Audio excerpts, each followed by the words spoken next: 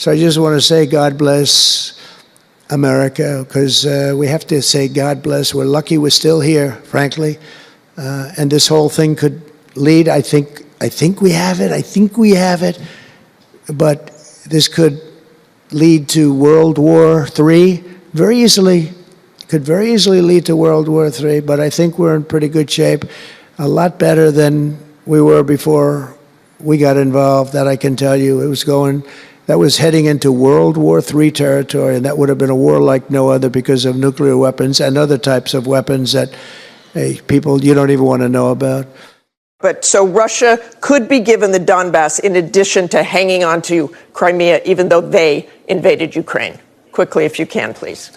Martha, we have to ask ourselves, is it in our national interest? Is it realistic? We've talked to the Europeans about this and the Ukrainians. Are we going to drive every Russian off of every inch of Ukrainian soil, including Crimea? And what the strategy of the Biden administration was as long as it takes, as much as it takes, no matter what the timeline is, which is essentially endless warfare, in an environment that we're literally losing hundreds of thousands of people in a matter of months and could escalate into World War III. So we can talk about what's right and wrong, and we also have to talk about the reality of the situation on the ground.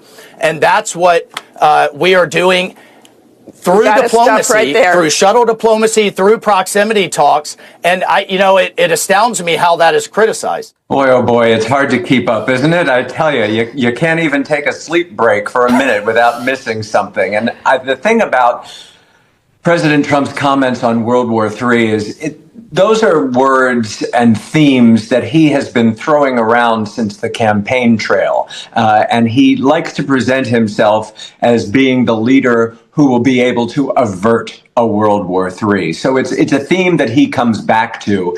And I think right now, in the case of Ukraine and Russia, Adam, as you said earlier, America has to be involved in that process. And I think it's very impressive what your prime minister is doing as we speak right now and having the virtual meeting with other leaders. But ultimately, America is going to have to come to the table. I don't think Putin is going to come to the table unless President Trump is sitting at that table as well. He's already taken off Ukraine joining NATO off the table. Mm-hmm. So Ukraine is left asking this question: how are we going to know we're going to have proper security? Yeah, but he was also very clear, Pete Hegseth in Brussels, but also the president himself, that when there is a deal on Ukraine, it has to be lasting. It has to be durable.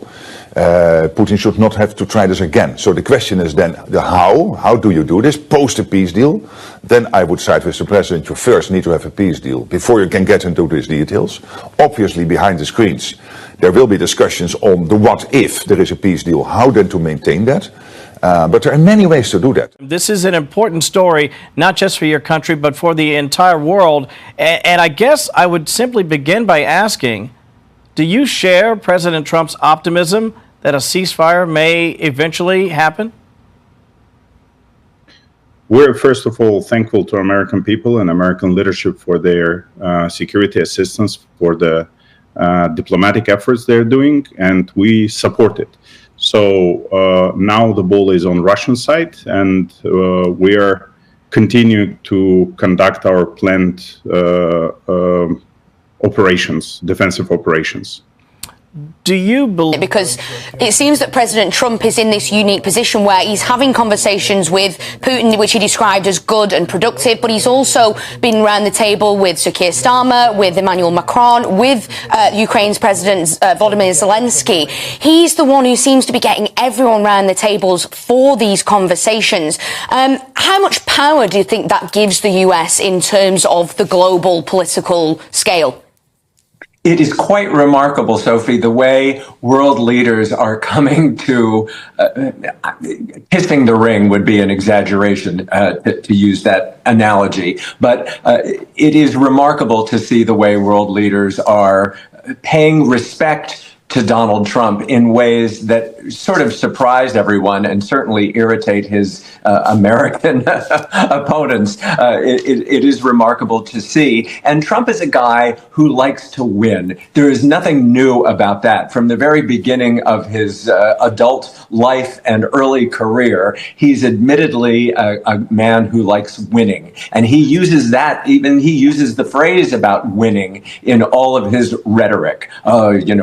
America will be so tired of winning because we're going to have so many wins. And I think that plays right into the chess games of world peace as well. And he would consider it a win, just like any other victory. Keeping peace, hopefully through strength and not military action, will be his legacy. That's what he's counting on, I believe.